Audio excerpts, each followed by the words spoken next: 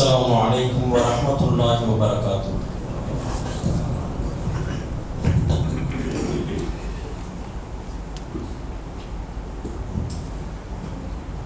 إن الحمد لله نحمده ونستعينه ونستغفره ونؤمن به ونتوكل عليه ونعوذ بالله من شرور أنفسنا وسيئات أعمالنا. من يهده الله فلا مضل له ومن يضلل فلا هادي له وأشهد أن لا إله إلا الله وحده لا شريك له وأشهد أن محمدا عبده ورسوله. يا أيها الذين آمنوا اتقوا الله حق تقاته ولا تموتن إلا وأنتم مسلمون. يا أيها الناس اتقوا ربكم الذي خلقكم من نفس واحدة وخلق منها زوجها وبث منهما رجالا كثيرا ونساء واتقوا الله الذي تساءلون به والأرحام إن الله كان عليكم رقيبا. يا أيها الذين آمنوا اتقوا الله وقولوا قولا سديدا يصلح لكم أعمالكم ويغفر لكم ذنوبكم ومن يطع الله ورسوله فقد فاز فوزا عظيما. أما بعد فإن أصدق الحديث كتاب الله وخير الهدي هدي محمد صلى الله عليه وسلم وشر الأمور محدثاتها وكل محدثة بدعة وكل بدعة ضلالة وكل ضلالة في النار. அன்புக்குரிய எல்லாம் அல்லாஹ்வின் நல்லடியார்களே, அல்லாஹ்வுடைய கிருபையால் அவன் நம் மீது கடமையாக்கியிருக்கக்கூடிய சிறப்புக்குரிய ஜுமாவை நிறைவேற்றுவதற்காக நாம் எல்லாம் அவனுடைய இல்லத்திற்கு வருகை தந்திருக்கிறோம். அந்த அல்லாஹ்வை வணங்கி வழிபடுவதற்கு நமக்கெல்லாம் நல் வாய்ப்பை தந்ததற்காக முதலாவது அவனுக்கு நன்றி செலுத்திக் கொள்வோம். அல்ஹம்துலில்லாஹ். அன்புக்குரிய சகோதர சகோதரிகளே, எல்லா நிலையிலும் எல்லாம் வல்ல அல்லாஹ்வை அஞ்சி நடக்க வேண்டும் என்பதை முதலாவது எனக்கும் அடுத்து உங்களுக்கும் உபதேசம் செய்தவனாக இந்த குத்பாவை ஆரம்பம் செய்கிறேன். அன்புக்குரிய அல்லாஹ்வின் நல்லடியார்களே,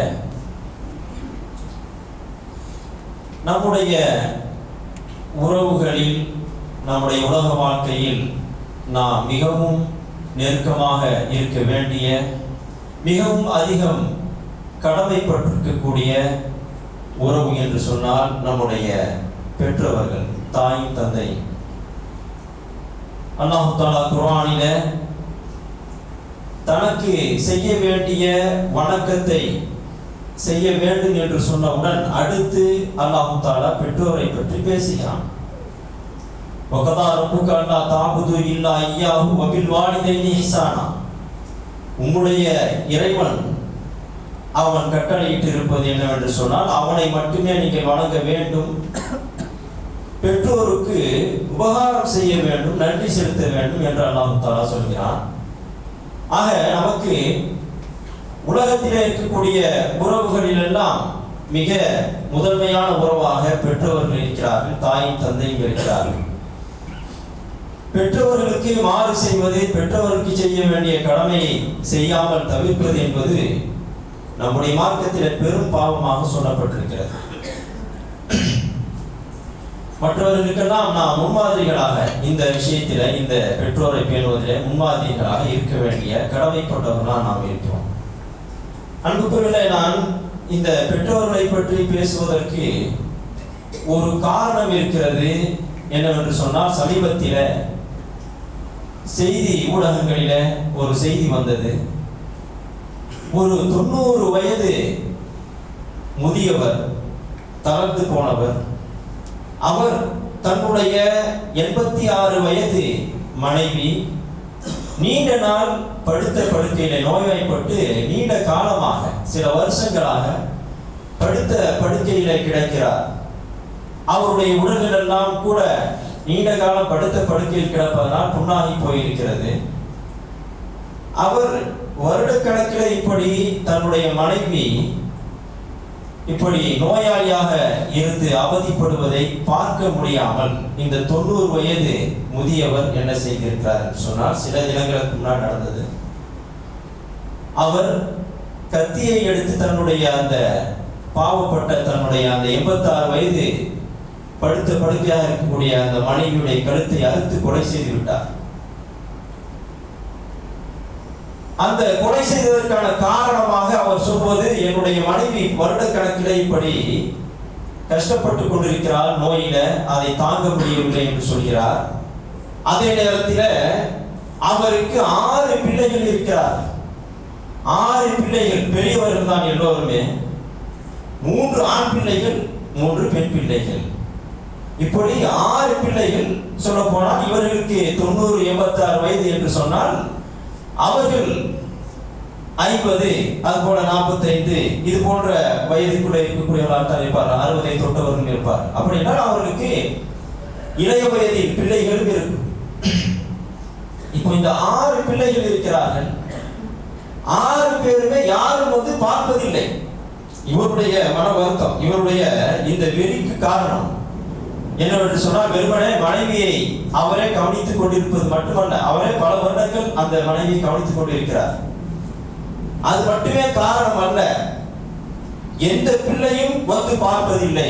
இப்படி நோய்வாய்ப்பட்டு வருடக்கணக்கில் படுத்த படுக்கையாக இருக்கக்கூடிய பெற்று வளர்த்த தன்னுடைய தாயை இப்படி பார்க்காமல், அதே போல இவர் இந்த 90 வயதுக்காரர் ஏற்கனவே வேலை செய்து கொண்டிருந்தவர் இப்போது வேலையெல்லாம் செய்ய முடிவதில்லை, உடல் தளர்ந்து போயிருக்கிறது, அது போல கண் பார்வையும் குறைந்து போயிருக்கிறது.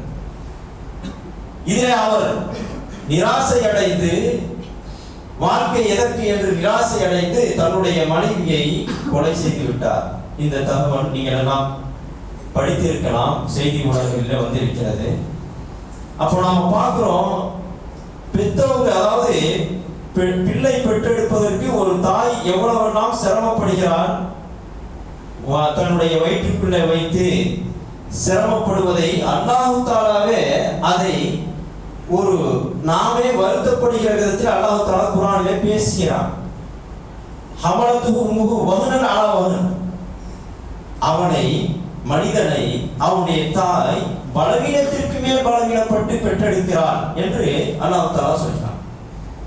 பலவீனத்திற்கு மேல் பலவீனப்பட்டு நாம் பார்க்கிறோம், ஒரு தாய் ஆரம்பத்தில் கர்ப்பம் அடையும் போது ஆரம்ப மாதங்கள் என்று சொன்னால் 2 மாதம் 3 மாதம் 4 மாதங்கள் என்று சொல்லும் பொழுது சின்ன அளவில் பிரச்சனை ஏற்படுகிறது. அவருடைய உடலை கண்காணித்துக் கொண்டு இருக்க வேண்டிய அந்த நிர்பந்தம் இருக்கிறது.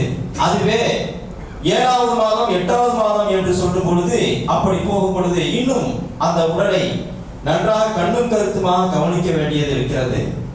எதுவும் பலமான வேலைகள் செய்துவிட முடியாது.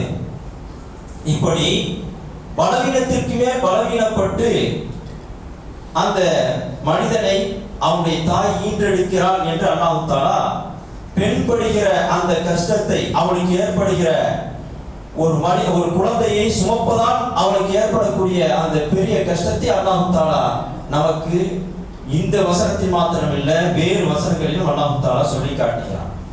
ஆக நாம் பிறப்பதற்கு காரணமாக இருந்த, நம்மை பிறந்து நாம் ஒன்றுமே செய்ய முடியாமல் இருக்கக்கூடிய அந்த காலகட்டத்திலே, ஒன்றுமே அறியாத காலகட்டத்திலே, அதாவது மற்ற உயிரினங்கள் எல்லாம் பிறந்தவுடன் அது அதனுடைய உணவை, அதற்குரிய பாலை குடிப்பதற்கான அறிவோடு பிறக்கிறது. பிறந்த அன்றே ஒரு மாடு கன்றுக்குட்டி போட்டு விட்டால் அன்றைய தினமே அது இங்கே போய் பால் குடிக்க வேண்டும் என்று தன்னுடைய தாயுடைய மடுவிலே போய் பால் குடிக்கிறது, ஆடு குடிக்கிறது. மற்ற உயிரினங்களும் இது போல தங்களுடைய உணவை சாப்பிடுவதற்கான தகுதியோடு பிறக்கின்றன. ஆனால் மனிதர்களாகிய நாம் தான் ஒன்றுமே தெரியாமல் பிறக்கிறோம், ஒன்றுமே செய்ய முடியாமல் பிறக்கிறோம். அப்போ மாசக்கணக்கிலே தாய் தான் நம்மை தூக்கி பால் கொடுக்க வேண்டும் என்கிற அந்த நிலையில் அவ்வளவு பலவீனமாக இருந்த காலகட்டம், அதில் எல்லாம் நம்மை கண்ணும் கருத்துமாக வளர்த்திருக்கிறார் என்று சொன்னால், அப்போ அந்த தாய் தந்தையருக்கு எந்த அளவிற்கு நாம் இது போன்ற முதுமை காலகட்டத்திலே நாம் உதவி செய்ய வேண்டும். இங்கே நாம் பார்த்தோம் என்று சொன்னால் 6 பிள்ளைகள் இருக்கும், அதுவும் 3 ஆண் பிள்ளைகள் 3 பெண் பிள்ளைகள். நம்ம யோசிச்சு பார்த்தோம் சொன்னா எவ்வளவு பெரிய அவலமான நிகழ்வு என்பதை நாம் இதை யோசிச்சு பார்க்கும்போது நம்மளால தெரிஞ்சுக்க முடியுது. அங்கே ஒரு பெண்மணி வந்து நடுத்தர வயது பெண்மணி, அவளும் ஒரு மகன் அந்த பிணம் கிடக்கிற இடத்துல இருந்து முன்னாடி இருந்து அழுது கொண்டு இருக்கிறார். அதை எல்லாம் வீடியோவாக அனுப்புகிறார். அனுப்புகிற சோறு சாப்பாடு அனுப்பிடுவாங்க. ஒரு மாசத்துக்கு ஒருத்தர் வீட்டில சாப்பாடு அனுப்புறது, அவ்வளவுதான். வந்து பார்க்கிறதே இல்லை. தாய் இப்படி படுத்த படுக்கையாக இருக்கிறாளே என்று பார்க்கவே வருவதில்லை. யாராவது ஒரு சில பேர் வந்தால் கூட இவர் இந்த மாதிரியான ஒரு நிலைக்கு ஆளாக இருக்க மாட்டார். அல்லது முறை வைத்து கூட பார்த்திருக்கலாம். அதுவும் இல்லை என்று சொன்னால் 6 பேர் இருப்பதற்கு அவருக்கு கொஞ்சம் கொஞ்சம் காசு போட்டு ஒரு ஆளை கூட நியமிக்கலாம். எந்த அளவுக்கு இந்த காலத்தில் பெற்றோரை கவனிப்பதில் எவ்வளவு அலட்சியம் நடக்கிறது என்பதை நான் சுட்டிக்காட்டுவதற்காகத்தான் இந்த சம்பவத்தை நான் சொல்லி காட்டுகிறேன். இது மாற்று மதத்தவர் வீட்டிலே நடந்தது என்றாலும் கூட இன்றைக்கு நம்முடைய மக்கள் கூட, இஸ்லாத்தை சேர்ந்த மக்கள் கூட பெற்றோரை கவனிப்பதில் அலட்சியமாக இருக்கிறார்கள். தங்கள் பெற்றோரோடு தாம் எப்போது தொடர்போடு இருக்க வேண்டும் என்கிற அந்த உணர்வு இருப்பதில்லை. பெற்றோர்கள் வெளியூரில் இருந்தால் அவர்களை பற்றி விசாரிப்பதில்லை. அவர்களுக்கு செய்ய வேண்டிய கடமைகளை செய்வதில்லை. அவர்களுக்கு அனுப்ப வேண்டிய பொருளாதார உதவி அனுப்புவதில்லை. அவர்களாக போன் அடித்து கேட்க வேண்டும் என்கிற நிலை எத்தனை பேரிடத்தில் இருக்கிறது யோசித்து பார்க்க வேண்டும்.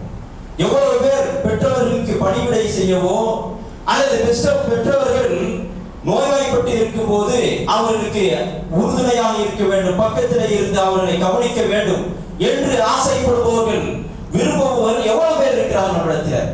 நமக்குள்ள யோசித்து பார்த்தோம் என்றால் பெரும்பாலான பேர் அதை விரும்புவதில்லை. நடைமுறையில நாம பல பேரை பார்க்கிறோம். அன்புக்குரியவர்களே, பெற்றவர்களுக்கு நன்றி செய்ய வேண்டும் என்று அல்லாஹ் தஆலா சொல்வதோடு பெற்றவர்களுக்கு மாறு செய்தால் அல்லது அவர்கள் மனம் கோணும்படி நடந்து கொண்டால் நம்முடைய மார்க்கத்தில் என்ன சொல்லப்பட்டிருக்கிறது சொன்னால் பெரும்பாவங்களில் எல்லாம் மிக பெரும்பாவம் அப்படி சொல்லப்பட்டிருக்கு. அல்லாஹ்வுடைய தூதர் ஸல்லல்லாஹு அலைஹி வஸல்லம் அவர்கள் சஹாபாக்களோடு இருந்த ஒரு சபையில கேட்கிறார்கள், அலா நபிக்கும் பி அக்பரில் கபாயிர், மிகப்பெரிய பாவங்களில் எல்லாம் பெரும்பாவத்தை உங்களுக்கு சொல்லி தரட்டுமா என்று சஹாபாக்களிடம் கேட்ட நேரத்தில் சஹாபாக்கள் சொன்னாங்க, சொல்லித்தார்கள் யார சொல்லலாம் என்று கேட்ட நேரத்தில் அல் இஷ்ராக்கு பில்லாஹ் என்று சொன்னார். அல் இஷ்ராக்கு பில்லாஹ், அல்லாஹ்வுக்கு இணை வைப்பது என்று சொன்னார்கள். ஓ ஹுக்கூக்குல் வாலிதைன், அடுத்ததாக இணை வைப்பு என்பது மிகப்பெரிய பாவம், அல்லாஹ் தஆலாவால் மன்னிக்கப்படாத பாவம், நிரந்தர நரகத்திலே கொண்டு போய் சேர்க்கக்கூடிய பாவம். அந்த முதல் பாவத்திற்கு அடுத்து அல்லாஹ்வுடைய தூதர் ஸல்லல்லாஹு அலைஹி வஸல்லம் சொன்னது ஹுக்கூக்குல் வாலிதைன், பெற்றோர்களுடைய மனதை நோவினைப்படுத்துவது, பெற்றோருக்கு மாறு செய்வது என்கிற கருத்தை கொண்ட அந்த வாசகத்தை அல்லாஹ்வுடைய தூதர் ஸல்லல்லாஹு அலைஹி வஸல்லம் சொல்கிறார்கள். ஹுக்கூக்குல் வாலிதைன், பெற்றோருடைய மனதை புண்படுத்துவது. இப்படித்தான் ஹதீஸ் கிதாபுகளிலே மொழிபெயர்த்திருக்கிறார்கள். பெற்றோருடைய மனதை புண்படுத்தினார், அவர்களுக்கு மாறு செய்தார், அவர்களை எதிர்த்து பேசினார், எல்லாமே ஹுக்கூக் என்பதிலே வரும். அல்லாஹ்வுடைய தூதர் ஸல்லல்லாஹு அலைஹி வஸல்லம் அவர்கள் அதை எப்படிப்பட்ட பாவமாக சொன்னார்கள்? முதல் பாவம் இறைவனுக்கு இணை வைப்பது, அடுத்த பாவம் பெற்றோருடைய மனதை நோவினைப்படுத்துவதுதான். நாம் எல்லோரும், நாம் ஒவ்வொருவரும் யோசித்து பார்க்க வேண்டும். நம்முடைய பெற்றோர்களிடத்தில் நாம் எப்படி நடந்து கொள்கிறோம்? அவருடைய பேச்சுக்களுக்கு உரிய மரியாதை கொடுக்கிறோமா? அவர்கள் நம்மோடு அன்போடு பேசும் பொழுது அல்லது ஒரு உதவி கேட்கும் பொழுது, வயதானவர்களாக இருக்கும் பொழுது அவர்கள் பேசக்கூடிய பேச்சை அக்கறையோடு கேட்கிறோமா? அவர்களை அலட்சியம் செய்தாலே அவருடைய மனம் புண்படுமே. அப்போ மனம் புண்பட்டால் அது ஒரு பெரும்பாவம் தானே. நம்மள எவ்வளவு பேர் இதையெல்லாம் பேணி நடப்பது? யோசித்து நாம் பார்த்தோம் என்று சொன்னால் நிறைய பேர் பெற்றோருக்கு செய்ய வேண்டிய கடமைகளை செய்வதில்லை. அது மாத்திரமல்ல, பெற்றவர்களை நோவினைப்படுத்தக்கூடியவர்களாக இருக்கிறார்கள். அப்போ அல்லாஹ்வுடைய தூதர் ஸல்லல்லாஹு அலைஹி வஸல்லம் அவர்கள் பாவங்களில் எல்லாம் மிக பெரும் பாவங்கள் என்று 3 மாத்திரம் சொன்னார்கள். அப்போது ஆக மிக பெரும் பாவங்களாக இருக்கக்கூடிய 3 ஒன்று அல்லாஹ்வுக்கு இணை வைப்பது, இரண்டாவது பெற்றோருடைய மனம் நோவும்படி நடப்பது, மூன்றாவதாக பொய் சத்தியம் செய்வது என்று சொன்னார். ஆக இப்படி மிகப்பெரிய 3 பாவங்களுக்குள்ளே பெற்றோரை நோவினை செய்வது என்பது, பெற்றோருக்கு மாறு செய்வது என்பது இரண்டாவதாக வந்து விடுகிறது என்று சொன்னால் அது விஷயத்திலே நாம் எந்த அளவிற்கு கண்ணும் கருத்துமாக இருக்க வேண்டும். அப்படிப்பட்ட காரியத்தை செய்துவிடக் கூடாது என்பதிலே நாம் எவ்வளவு கவனமாக இருக்க வேண்டும். இருக்கிறோமா என்று சொன்னால் இல்லை. நிறைய பேர் பெற்றவர்களை அவர்களுக்கு முன்னிலையிலேயே அலட்சியமாக பேசக்கூடிய அந்த நடைமுறை உள்ளவர்கள் இருக்கிறார்கள். பெற்றவர்களை திட்டக்கூடியவர்கள் இருக்கிறார்கள். பெற்றோருடைய குறைகளை மற்றவரிடத்தில் பேசி அவமானப்படுத்தக்கூடியவர்கள் இருக்கிறார்கள். அதுதான் இங்கே அல்லாஹ்வுடைய தூதர் ஸல்லல்லாஹு அலைஹி வஸல்லம் அவர்கள் நமக்கு சொல்வதுபடி பெரும்பாவமாகத்தான் அது ஆகும். அன்புக்குரியவர்களே, பெற்றோரை நோவினைப்படுத்துவதால், அதாவது சிறிதளவு நோவினைப்படுத்துவதால் கூட ஒரு மிகச்சிறந்த மனிதர் கூட, அல்லாஹ்விடத்தில் விருப்பத்துக்குரியவராக ஆன ஒரு மனிதர் கூட, அல்லாஹ்விடத்தில் சிறப்பை பெற்ற ஒரு மனிதர் கூட, பெற்றவர் தாயோ தந்தையோ நோவினை அவர்கள் மனம் வருந்தி அல்லாஹ்விடத்தில் இவருக்கு எதிராக துஆ செய்து விட்டால் அல்லாஹ் தஆலா அந்த துஆவை அங்கீகரித்து இவருக்கு பாதிப்பை ஏற்படுத்துகிறான். இவர் அல்லாஹ்விடத்தில் அங்கீகரிக்கப்பட்ட நல்லடியாராகத்தான் இருப்பார். வணக்கத்தின் மூலமாக, அல்லாஹ்வுக்கு கட்டுப்பட்டு நடப்பதன் மூலமாக இவர் அல்லாஹ்விடத்தில் ஒரு நல்லடியார் என்கிற நிலையை அடைந்திருப்பார். ஆனால் பெற்றோர்களுடைய மனதை நோவினைப்படுத்தி இருந்தால் அதற்குரிய தண்டனை அல்லாஹ் தஆலா கொடுப்பான், கொடுத்தே தீர்வான் என்பதை நாம் ஹதீஸின் வாயிலாக புரிந்து கொள்ள முடிகிறது. அல்லாஹ்வுடைய தூதர் ஸல்லல்லாஹு அலைஹி வஸல்லம் அவர்கள் அவர்களுக்கு முற்காலத்தில் வாழ்ந்த, ஆதி காலத்தில் வாழ்ந்த ஒரு நல்லடியாரை பற்றி நமக்கு இந்த விஷயத்தை விளக்குவதற்காக சொல்லி காட்டுகிறார்கள். என்ன சொல்றான்னு சொன்னா, ஆதி காலத்தில் ஜுரைஜ் என்கிற ஒரு நல்ல மனிதர் இருந்தார். ரஜுலுன் சாலிஹ் என்று அல்லாஹ்வுடைய தூதர் ஸல்லல்லாஹு அலைஹி வஸல்லம் அவங்களே சொல்றாங்க. ஜுரைஜ் என்கிற ரஜுல் சாலிஹ் நல்ல மனிதர் இருந்தார். அவரு அந்த காலத்தில் அவங்களுக்கு அனுமதிக்கப்பட்ட முறைப்படி ஒரு மடத்தை ஏற்படுத்தி கொண்டு அந்த மடத்தில இருந்து அவர் அல்லாஹ்வை தொடர்ச்சியாக வணங்கிட்டு இருந்தார். இதான் ரசூலுல்லாஹி ஸல்லல்லாஹு அலைஹி வஸல்லம் சொல்றார் அவரை பற்றி. இப்படி அவர் ஒரு வணக்கசாலியாக இருப்பது அந்த சமுதாயத்தில ஒரு பிரபலமான செய்தியாக இருந்தது. அப்படி இருக்கிற நேரத்தில் ஒரு மோசமான ஒரு பெண்மணி, கெட்ட நடத்தை உள்ள ஒரு பெண்மணி அவரை பற்றி புகழ்ந்து பேசுறத, மக்கள்லாம் புகழ்ந்து பேசுறதை கேட்டு, நான் இவரை கெடுத்து காட்டுகிறேன், இவரை கெட்டவராக ஆக்கி காட்டுகிறேன் என்று சொல்லிவிட்டு வந்து அவள் இந்த ஜுரைஜ் அவர்களை தப்பான காரியத்திற்கு அழைக்கிறார். அவர் செல்லவில்லை. இதற்கு முன்னால் என்ன நடக்கிறது என்று சொன்னால், அந்த ஜுரைஜுடைய தாயார் அவரை பார்க்க வருகிறார். அவரை பார்க்க வரும்போது அவர் தொழுது கொண்டிருக்கிறார். ஜுரைஜ் தொழுதுகிட்டு இருக்கும்போது தாயார் கூப்பிடுறாங்க, ஜுரைஜ் என்று கூப்பிடுறாங்க. அப்படி கூப்பிடும்போது அவர் மனசுக்குள்ளேயே ஒரு தடுமாற்றம். தொழுகை நினைக்கிறேன், தாயாருக்கு பதில் சொல்வதா அல்லது தொழுகையை தொடர்வதா? ஹதீஸ்ல ரசூலுல்லாஹ்வே சொல்லி காட்டுறாங்க, தொழுகையா தாயா அப்படின்னு அவருக்குள்ள கேள்வி தொழுகை தான் அப்படின்னு சொல்லிட்டு தொழுகை தொடர்ந்துறார். வருத்தத்தோட தாயார் திரும்பி போறாங்க. இரண்டாவது நாளும் வர்றாங்களா, கூப்பிடுறாங்களாம், ஜுரைஜ் அப்படின்னு கூப்பிடும்போது இவர் தொழுதுகிட்டு இருக்கார். நேற்றைய பொழுதை போலவே இன்னைக்கும் பதில் கொடுப்பதா அல்லது தொழுகையா அப்படின்னு அவர் மனசுக்குள்ள கேள்விகள் வரும்போது தொழுகையை தொடர்ந்தார். மூன்றாவது நாள் இதே போல நடக்கிறது. தாயார் வரும்போது தொழுது கொண்டிருக்கிறார், கூப்பிடுறாங்க. அந்த தாயார் கூப்பிட்டு இவர் அதே போல 2 நாளை போலவே அவருக்கு மனசுல ஓடுது, தொழுகை தொடர்ந்து தொழுகை தொடர்ந்தார். இப்ப என்ன தெரியுமா சொன்னாங்க? அந்த தாயார், ஜுரைஜுடைய தாயார் கோபம் வந்துருச்சு. கோபம் சொன்னாங்க, யா அல்லாஹ், என்னுடைய இந்த மகன் ஜுரைஜ், அந்த ஹதீஸ் அப்படியே வருது, என்னுடைய இந்த மகன் ஜுரைஜ், இவன் என்னுடைய நான் கூப்பிட்டதுக்கு பதில் சொல்ல, இவனை விபச்சாரிகளுடைய முகத்திலே முழிக்காமல் இவனை சாகடிக்காத என்று சொல்லிவிட்டு போனார். அவர் தொழுகையில தான் இருந்தார்.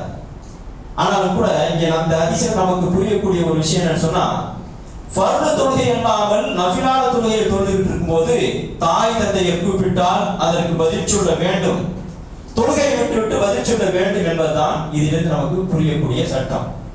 அதாவது நஃபிலான தொழுகை, ஃபர்து அல்லாத நஃபிலான தொழுகைகளாக, சுன்னத்தான தொழுகைகளாக இருந்தார். அப்போ இப்படி ஒரு துஆ செஞ்சுட்டு போயிட்டாங்க அந்த தாயார். சில காலம் ஓடுகிறது. நான் சொன்ன அந்த மோசமான பெண்மணி இவரை தவறான வேலைக்கு கூப்பிடுகிறார். அவரை இந்த பெண்ணை, இந்த தப்பான பெண்ணை திரும்பி பார்க்கல, அவனுக்கு உடன்படல. அந்த பெண்மணி முயற்சி பண்ணி பார்க்க முடியல. உடனே அவ ஒரு ஆடு வைக்கக்கூடிய ஒரு இடையன்ட்ட தப்பான அந்த காரியத்தை பண்ணி, அதாவது விபச்சாரம் செஞ்சு குழந்தை உண்டானார். அந்த குழந்தை பெற்ற பிறகு மக்கள் தான் கேட்கிறாங்க, உனக்கு தான் கணவன் இல்லையே, நீ எப்படி குழந்தை பெற்ற அப்படின்னு கேட்கும்போது அந்த பெண்மணி, அந்த விபச்சார பெண்மணி இந்த ஜுரையை கையை காட்டுறான். இந்த ஜுரை மூலமாக தான் இந்த குழந்தையை பெற்றெடுத்தேன் அப்படின்னு சொல்லிட்டு அந்த பெண்மணி சொல்றான். அப்போ மக்கள் எல்லாம், அதாவது அவரை மதிப்பாக வச்சிருந்த, சிறப்புக்குரிய மனிதராக அவரை கண்ணியப்படுத்தி வச்சிருந்த அவரை அடிக்கிறாங்க. எல்லாம் கூடி அடிக்கிறத மாத்திரம் இல்ல, அவருடைய அந்த மடத்தையே இடிச்சு தள்ளுறாங்க. அவர் என்ன ஏது அப்படின்னு சொல்லிட்டு பதட்டப்பட்டு எல்லாத்தையும் கெஞ்சி கேட்கிறார், நிறுத்த சொல்லி. அப்போ நிறுத்திட்டு சொல்றாங்க, இந்த விபச்சாரியோட நீ விபச்சாரம் பண்ணி நீ குழந்தை பெற்று எடுத்திருக்கிற அப்படின்னு சொல்லும்போது, அப்படியா அப்படின்னு சொல்லிட்டு அவரு அந்த அப்போது பெற்றெடுக்கப்பட்டிருக்கக்கூடிய அந்த குழந்தைக்கு அருகாமையில அந்த குழந்தையுடைய வயிற்றுல தன்னுடைய விரலை வச்சு குத்தி சொன்னாராம், ஓ குழந்தாய், உன்னுடைய தகப்பன் யார் சொல்லு அப்படின்னு சொல்லும்போது அந்த குழந்தை, அதாவது அப்பதான் பெற்றெடுக்கப்பட்டிருந்த அந்த குழந்தை சொல்லிச்சான், இன்ன இடையன் தான் என்னுடைய தகப்பனார் என்று சொல்லிச்சான். இப்ப நல்லா கவனிக்கணும், நான் எதுக்கு இதை சொல்ல வரேன்னு சொன்னா, இந்த ஜுரைஜி மூலமாக அல்லாஹ் தஆலா எவ்வளவு பெரிய அற்புதத்தை அதிசயத்தை வெளிப்படுத்தி இருக்கிறான்.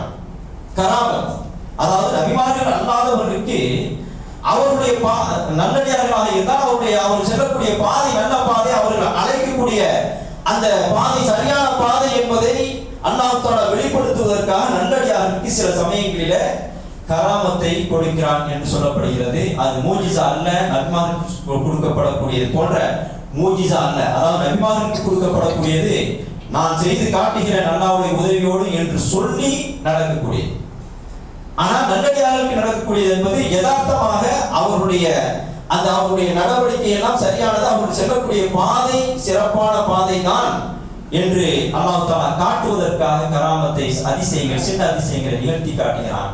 அப்படி ஒரு அதிசயத்தை, கராமத்தை நிகழ்த்தி காட்டப்பட்ட ஒரு சிறப்பான மனிதரும் கூட எதுக்கு தப்பல? எதற்கு தப்பவில்லை? தன்னுடைய தாயுடைய சாபத்திற்கு தப்பவில்லை. சாபம் விட்டார்கள் என்று சொன்னார், தாயார் நமக்கு எதிராக துஆ செய்தார்கள் என்று சொன்னால், மனம் வருந்தி துஆ செய்தார்கள் என்று சொன்னால், அல்லாஹ் தஆலா அந்த துஆவை ஏற்றுக்கொள்கிறான் என்பதற்கு ஆதாரமாக ரசூலுல்லாஹி ஸல்லல்லாஹு அலைஹி வஸல்லம் அவர்கள் இந்த சம்பவத்தை சொல்லி காட்டினார். அப்ப அப்படிப்பட்ட சிறப்புக்குரிய மனிதருக்கு, அதாவது அல்லாஹ் தஆலா அவர் மூலமாக ஒரு அதிசயத்தை வெளிப்படுத்தி இருக்கிறான். அப்படிப்பட்ட மனிதருக்கு இப்படி தாயாருடைய கோபத்தினால் வந்த அந்த துஆ பாதிப்பை ஏற்படுத்தும் என்று சொன்னால், நாம் எல்லாம் ஏமாத்துகிறோம். நாம் எந்த அளவிற்கு நம்முடைய பெற்றோர்களை நோவினைப்படுத்தி இருப்போம் என்று நாம் ஒவ்வொருவரும் யோசித்து பார்க்க வேண்டும். நாம் நம்முடைய பெற்றோர்கள் இதை செய் என்று சொல்லும் பொழுது செய்ய மாட்டேன் என்று மறுத்து பேசினாலும் தவறுதான், அல்லது செய்வது போல போய்விட்டு செய்யாமல் இருந்தாலும் அதுவும் தவறுதான், அதுவும் பாவம் தான். அவர்கள் மனம் வருந்தபடி அவர்களுக்கு பிடிக்காத ஒரு செயல் என்று சொன்னால் அதை நாம் செய்வதும் ஒரு அவருடைய மனதை நோவினைப்படுத்தக்கூடிய காரியம் தான். அவரை நோவினைப்படுத்தக் கூடாது என்பதை, அப்படி நோவினைப்படுத்தினால் எவ்வளவு பெரிய பாதிப்பு எல்லாம் ஏற்படும் என்பதை தான் அல்லாஹ்வுடைய தூதர் ஸல்லல்லாஹு அலைஹி வஸல்லம் அவர்கள் இது போன்ற செய்திகள் மூலமாக நமக்கு சொல்ல வருகிறார்கள். அது போல ஒரு சாமானிய மனிதருக்கும் கூட அல்லாஹ் தஆலா மிகப்பெரிய அதிசயத்தை காட்டுவான், கராமத்தை காட்டுவான் என்பதற்கும், தாய் ஒரு சாமானிய மனிதராக இருந்து கொண்டு தாய்க்கும் தகப்பனுக்கும் பணிவிடை செய்து கொண்டு அவருடைய விருப்பப்படி நடந்து கொண்டிருப்பார் என்று சொன்னால், அப்படிப்பட்ட மனிதர்களுக்கு அல்லாஹ் தஆலா அவருடைய துஆவை கண்கூடாக ஏற்றுக்கொண்டு அவர்களை சிறப்பிப்பான் என்பதற்கு ஆதாரமாக குகைத்தோழர்களுடைய, குகைவாசிகளுடைய அந்த சம்பவம் இருக்கிறது. 3 பேர் குகைக்குள்ள ஒதுங்கும் போது ஒருத்தர் தாய் தந்தையருக்கு பணிவிடை செய்கிற அந்த தன்னுடைய நல்ல அமலை சொல்லி அல்லாஹ்விடத்தில் துஆ செய்ததாக வருகிறது அந்த ஹதீஸிலே. அப்படி துஆ செய்த நேரத்தில் அல்லாஹ் தஆலா அவருடைய துஆவை ஏற்று அதாவது குகையில ஒதுங்கி இருக்கும்போது ஒரு பாறை அடைத்து கொண்டது. அந்த பாறையை தள்ள முடியல, உள்ளிருந்து வெளியே வர முடியல. அப்போ அங்கே இருந்த 3 பேரும் ஒவ்வொருத்தரும் தாங்கள் செய்த நன்மையை சொல்லி துஆ செய்வோம் என்று செஞ்சதுல தாய் தந்தையருக்கு பணிவிடை செய்த ஒரு சாமானிய மனிதர், ஒரு சாமானியர், அவர் நான் தாய் தந்தையருக்கு பணிவிடை செய்தேன் என்பதை சொல்லி காட்டுகிறார். அது ஒரு விரிவான சம்பவம். அதுல என்னுடைய தாய் தந்தையருக்கு நான் அப்படி பணிவிடை செய்ததெல்லாம் உன்னுடைய கிருபை நாடிதான், உன்னிடத்தில நன்மை நாடித்தான் நான் செய்தேன், உன்னுடைய திருப்திக்காகத்தான் செய்தேன். யா அல்லாஹ் இந்த குகையுடைய இந்த பாறையை அகற்றிவிடு என்று சொன்ன நேரத்தில் அவர்கள் பார்த்து கொண்டிருக்கும் போது அந்த பாறை நகற்றதாக அல்லாஹ்வுடைய தூதர் ஸல்லல்லாஹு அலைஹி வஸல்லம் சொல்லி காட்டக்கூடிய ஹதீஸில் வருகிறது. அப்ப என்ன தெரியுதுன்னு சொன்னா, ஒரு சாதாரணமான மனிதன் கூட, ஆடு மாடுகளை வைத்துக் கொண்டு வேலை செய்து கொண்டிருக்கக்கூடிய ஒரு மனிதர் கூட அவர் பெற்றோர்களுக்கு பணிவிடை செய்யக்கூடியவராக இருந்தார் என்று சொன்னால் அவருக்கு கண்கூடாக அல்லாஹ் தஆலா அதிசயத்தை கராமத்தை காட்டுகிறான் என்பதற்கு ஒரு ஆதாரமாக அந்த சம்பவம் இருப்பதை நாம் பார்க்கிறோம். ஆக அன்புக்குரியவர்களே, நாம் நம்முடைய பெற்றோருக்கு செய்ய வேண்டிய கடமைகளை சரியான முறையில செய்ய வேண்டும். அது மாத்திரமல்ல, நாம நம்ம பெற்றோருக்கு நிறைய செலவு செய்கிறோம், நான் என்னால முடிஞ்ச அளவுக்கு நிறைய செலவு செய்கிறேன், அவங்கள இந்த பொருளாதார விஷயத்துல தேவைகள் விஷயத்துல எந்த குறையுமே வைக்கிறது இல்லை என்று சொல்லிவிட்டு அவர்களோடு அதை செஞ்சுட்டு அவங்களோட எந்த தொடர்பும் இல்லாமல் இருப்பது. அவர்கள் தூரத்தில் இருக்கிறாங்கன்னு சொன்னா போய் சந்திக்க போறது இல்லை. ஆனால் தாய் தகப்பனை பொறுத்தவரை அந்த வயதான காலத்தில் அவர்கள் தூரத்தில் இருக்கிறார் என்று சொன்னால் பிள்ளைகளாகிய நம்மை பார்க்க வேண்டும் என்று சந்திக்க வேண்டும் என்று விரும்புவார்கள். அதை எத்தனை பிள்ளைகள் அலட்சியம் செய்கிறார்கள். எவ்வளவு காலகட்டம் எடுத்து போய் பார்க்கக்கூடியவர்கள் இருக்கிறார்கள். வருடத்திற்கு ஒரு தடவை அல்லது 2 வருடத்திற்கு ஒரு தடவை என்று போய் பார்க்கக்கூடியவர்கள் இருக்கிறார்கள். ஆனால் பெற்றவர்களை பொறுத்தவரை நம்மை பார்க்க வேண்டும், நம்மோடு ஒவ்வொரு நாளும் பேச வேண்டும் என்று விரும்புவார்கள். நண்பர்களே, நம்மை பெற்றெடுத்தவர்கள், நாம் நம்முடைய பெற்றெடுத்தவர்களை எந்த நிலையிலும் எந்த சூழ்நிலையிலும் அவர்கள் மனம் கோரும்படி நடந்து கொள்ள கூடாது. அவர்கள் மனம் விரும்பும்படியும் அவர்கள் நமக்காக நல்ல துஆ செய்கிற விதத்தில் தான் நான் நடந்து கொள்ள வேண்டும் என்று அல்லாஹ் தஆலா அப்படி பெற்றோருக்கு செய்ய வேண்டிய கடமைகளையும் அவருக்கு செய்ய வேண்டிய உபகாரங்களையும் நல்ல முறையிலே செய்து வாழக்கூடிய நல்லடியார்களாக நம் அனைவரையும் ஆக்கி வைப்பானாக. அக்கூலு கௌலி ஹாதா வஸ்தக்ஃபிருல்லாஹ் லி வலக்கும் வஸ்தக்ஃபிரூஹு இன்னஹு ஹுவல் கஃபூருர் ரஹீம். அல்ஹம்துலில்லாஹி ரப்பில் ஆலமீன் வஸ்ஸலாத்து வஸ்ஸலாமு அலா சய்யிதினா முஹம்மதின் வ அலா ஆலிஹி வஸஹ்பிஹி அஜ்மஈன். அன்புக்குரிய அல்லாஹ்வின் நல்லடியார்களே, பெற்றோர்களுக்கு செய்ய வேண்டிய கடமை என்பது அல்லாஹ்வுடைய கடமைக்கு அடுத்ததாக இருக்கிறது என்பதை நாம் குர்ஆனுடைய வசனங்கள் மூலமாக அறிந்திருக்கிறோம். அதுபோல அல்லாஹ்வுக்கு மிக விருப்பமான நற்செயல்கள் எது என்று கேட்கப்படும் போது அல்லாஹ்வுடைய தூதர் ஸல்லல்லாஹு அலைஹி வஸல்லம் அவர்கள் பெற்றோருக்கு செய்ய வேண்டிய உபகாரத்தை பற்றி முன்னுரிமை கொடுத்து சொன்னார்.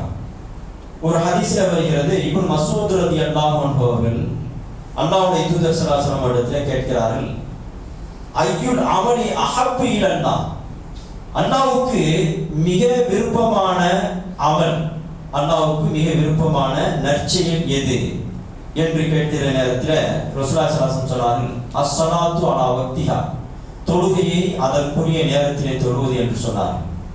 அடுத்து இப்னு மஸ்ஊத் ரலியல்லாஹு அன்ஹு கேட்கிறார்கள், சும்மா ஐயும், பிறகு எது என்று கேட்கும் பொழுது ரசூலுல்லாஹி ஸல்லல்லாஹு அலைஹி வஸல்லம் சொன்னது பிர்ருல் வாலிதை, பெற்றோருக்கு நன்மை செய்வது. பெற்றோருக்கு நன்மை செய்வதுதான் அல்லாஹ்வுக்கு செய்ய வேண்டிய வணக்கத்திற்கு அடுத்த நிலையில் உள்ள நல்ல அறமாக அல்லாஹ்வுடைய தூதர் ஸல்லல்லாஹு அலைஹி வஸல்லம் சொன்னார்கள். அதற்கு அடுத்துதான் அல்லாஹ்வுடைய பாதையில ஜிஹாது செய்வதை அல்லாஹ்வுடைய தூதர் ஸல்லல்லாஹு அலைஹி வஸல்லம் அவர்கள் சொல்லி காட்டினார்கள். ஏன் என்று சொன்னால், நம்முடைய பெற்றோர்கள் நம்மை பெற்று வளர்த்து ஆளாக்குவதற்காக மிகப்பெரிய சிரமங்களை எடுத்திருக்கிறார்கள். நம் மீது பாசத்தை கொட்டி வளர்த்திருக்கிறார்கள்.